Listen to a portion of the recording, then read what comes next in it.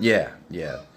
It's a 31 turn, and I got me a K9, you see, and immediately got it home, started modifying it, getting everything loosened up, and a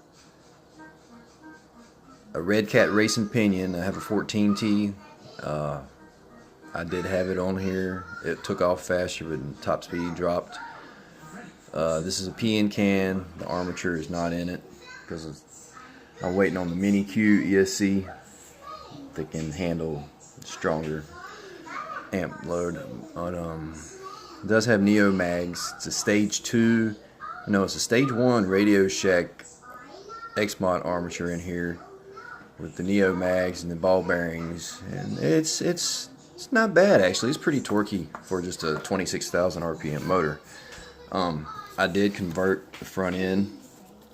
There is no differential in here. It was binding up. It was real ugly, so I pretty much just took that out and used xmod axles off the xmods off the first gen type. It just slides through the bearing inside there. It's the same size inner bore, which I think is a 3 millimeters, 3x7 by 2.5 or something, and the xmod is what, 2x5 by 2.5 or so. So it is 2-wheel drive. I do like it 2-wheel drive. Just rear wheel is it kind of like it doesn't push when you turn. It immediately turns in and the rear end follows. Like when the all-wheel drive, it kind of like, it's a bit drifty. I don't really like drifting. This is the armature out of the stock can for the K9. I don't know how many turns it is. If I can get it to zoom in there. It does get hot, so I imagine it's pretty strong little setup. And I'm gonna put that in that can. As you can see, pull it apart. It looks like just your basic mags in there, bushing motor. But I'm gonna mess around with it, see what it does. I do like it as 2-wheel drive. It seems like there's no binding in the front from the 4-wheel drive differential and the swing shafts, so the steering feels a lot more responsive. To be honest, you know, I only drove it once or twice all-wheel drive, and it seems like it pushed. It you know, pushed around, and I kind of like. I don't like cars that are pushy in corners, so I like for them to just turn in. And this way, it seems like the steering's faster because, you know, it's less weight to turn around. I love this. I love the way these look. It's just too cool, man. See, here's the wire on this, right?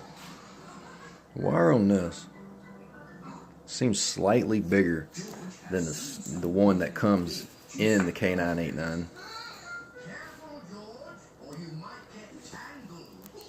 See, there's the K989 up front, and there's this one here. I don't see much difference in wire size. You can't probably look at it unless you spec it, and I'm not getting into all that.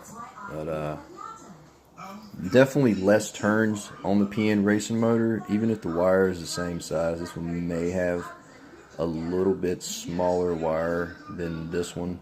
I do know that this is a 31 turn, so I'm looking at this, and it seems like it's about the same as a stage 2 xmod motor.